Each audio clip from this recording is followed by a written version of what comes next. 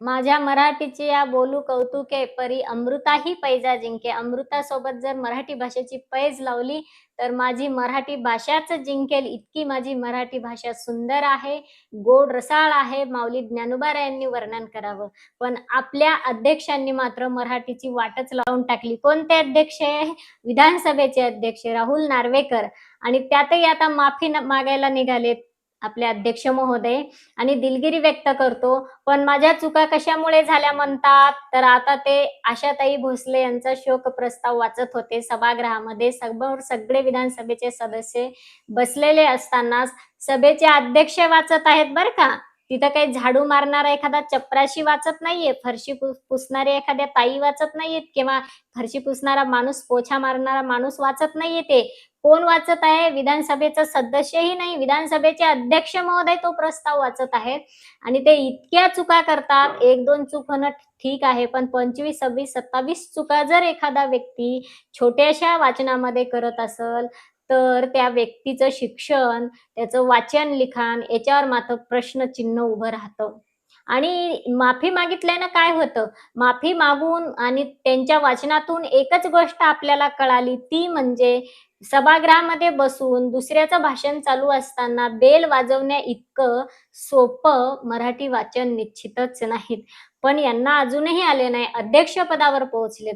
विधानसभेचे अध्यक्ष आणि त्यातही पुन्हा स्वतः सांगतात, "मी काय आजच अध्यक्ष झालो नाही. 4 साडेचार वर्ष झाले मी विधानसभेचा अध्यक्ष म्हणून काम करतो. पण मला आता चुका झाल्या माझ्या वाचताना कारण तिथं खूप मोठे प्रस्ताव होते, लय प्रस्ताव होते आणि ते सगळे मला वाचन करायचे होते आणि ते मी वाचत होतो. मग त्याच्यामध्ये त्या कागदावरच काही चुका आल्या होत्या. कागदावर चुका आल्या होत्या, तर अगोदर एक नजर तर टाकली जाते ना. पण आपल्या ह्या पुढारी मंडळींना एक सवय अशी लागली, आपल्या विधानसभेचे सदस्य लोक असतील किंवा लोकसभेचे सदस्य लोक असतील किंवा हे अध्यक्ष लोक असतील, यांना एक सवय लागली लिहून द्यायचं दुसऱ्यानं आणि वाचायचं यांनी. यांचे भाषणं पण बघा तुम्ही, लिहून दिलेलेच असतात. मग त्या लिहून देणारे मोठे यांचे आळशी असतात. कधी पावसाळ्यात लिहून दिलेलं भाषण असतं यांना आणि तो पावसामुळे कार्यक्रम रद्द झाला, तर तो उन्हाळ्यात जर कार्यक्रम असला, तर ते भाषण हेच देतात याला. पुन्हा कशाला लिहायचं म्हणतात, त्याच गावात तर कार्यक्रम आहे. हे भर उन्हाळ्यात, भर पावसाळ्यातलं भाषण वाचतात आणि म्हणतात, "तुम्ही एवढ्या भर पावसात इथे थांबलात, त्याबद्दल मी सगळ्यांची ऋणी आहे" वगैरे हे म्हणत असतात असं. तर आता प्रश्न निर्माण होतो, की यांना स्वतः वाचनाची, स्वतः लिखाणाची अजिबात सवय नसते. सवय नसते नाही, का बरं आम्ही वेळ खर्च करावा आमचा, याच्यामध्ये का बरं आम्ही वेळ घालावा, हे यांच्या पाठीमागचे हेतू आहेत. आणि यामुळे हे अजिबात वेळ देत नाहीत. नाहीतर घरीही आता उद्या आपल्याला काय काम करायचं आहे, सभागृहामध्ये वाचन करायचे, लिखाण करायचे. आपण अगोदरच्या दिवशी ती सगळी तयारी बघत असतो ना, हां, हे प्रस्ताव आहेत का, हे वाचायचेत का, एक नजर टाकून ठेवत असतो. पण आमचा घरचा खाजगी वेळ आम्ही का खर्च करावा, हे असतं. इथं फक्त एकच आहे, शेतकरी बाप म्हणजे तो दिवसभर शेताला पाणी बी देतो, दिवसभर शेतात आवतही करतो, आवतासोबतही काम करतो. तिथं अजून काही चारा-पाणीही करतो, गुरा-जनावरा वासरांचं, आऊत हाकतो. त्याच्यानंतर कोणी डुकरं वगैरे आले शेतात, त्यांच्याही पाठीमागं पळतच राहतो. त्यांच्यापासूनही संरक्षण करायचं. लगेच वानेर इकडून-तिकडून उड्या मारतात. तिकडेही त्याला पळावंच लागतं आणि पुन्हा रात्रीची भाकर खाल्ली, की पुन्हा रात्रभर शेताला पाणी द्यायला बांधावरती उभं राहावंच लागतं. असा एकच बाप आहे शेतकरी. दुसरा एकही वर्ग असा नाही, की जो आपला खाजगी 1 मिनिटाचा वेळ तरी खर्च करेल म्हणून. बघा, वाचनासाठी सुद्धा बरं ठीक आहे, घरी नाही वाचलं, कशाला अनमोल वेळ खर्च करता, घरच्यांसोबत वेळ घालवायचा. मग सभागृहामध्ये 2 मिनिट आधी जाऊन तर नजर टाकू शकतं माणूस बसून तिथं. काय-काय आहे? का डायरेक्ट सगळं चुकीच्या प्रिंट आल्या तर चुकीच्या प्रिंटच वाचू शकतो? माफी मागितली म्हणजे यांचं वाचन सुधारणार आहे का? माफी मागितली म्हणजे वाचन, लिखाण सुधारणार आहे का? आता अध्यक्षाची जर ही दशा असेल, तर बाकीचे सदस्य लोक जे आहेत विधानसभेचे त्यांची काय दशा असेल? आणि यांचं खरं तर गावागावात आता वाचन घेतलं पाहिजे. वाचन कट्टा यांच्यासाठीच ठेवला पाहिजे आता. आता हे प्रश्न एकच उभा राहिला, की महाराष्ट्राचा विकास आतापर्यंत का झाला नाही? किंवा आपल्या देशाचा विकास आतापर्यंत का झाला नाही यावर मात्र प्रश्नचिन्ह उपस्थित झालेलं आहे.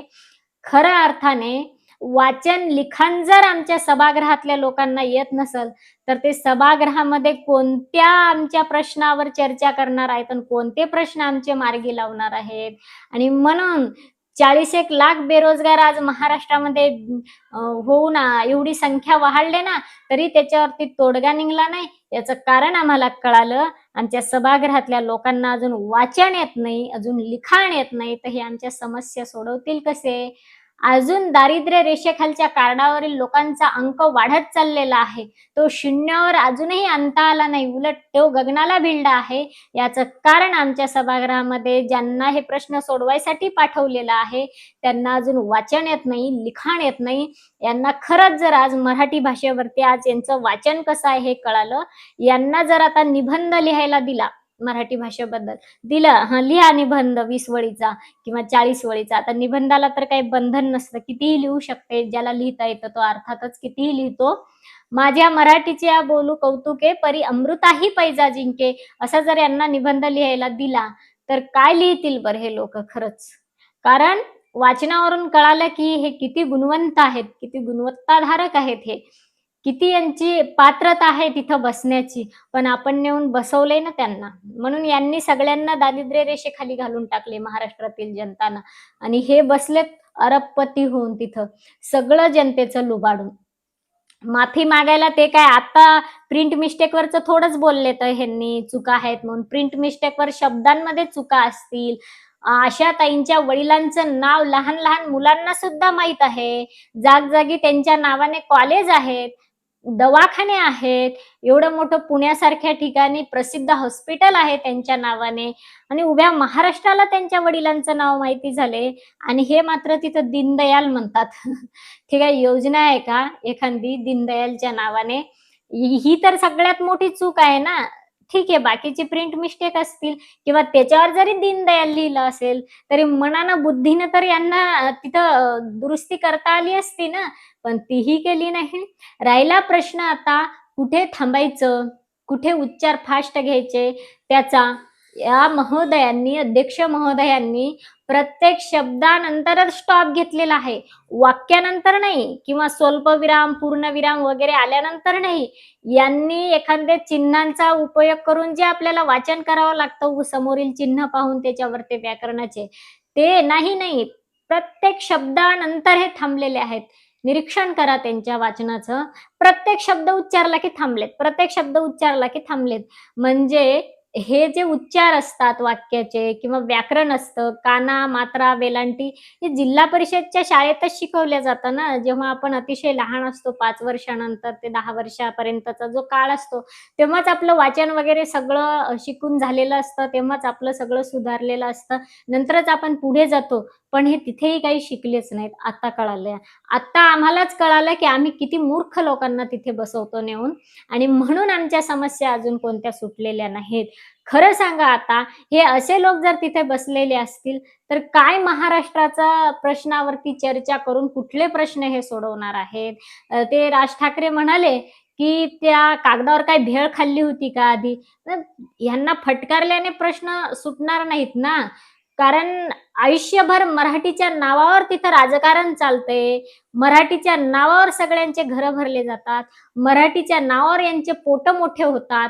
तरी सुद्धा अजून यांना मराठी वाचन येत नाही आणि निघालेत मराठी वाचवायला आणि मराठी माणसाला वाचवायला म्हणून.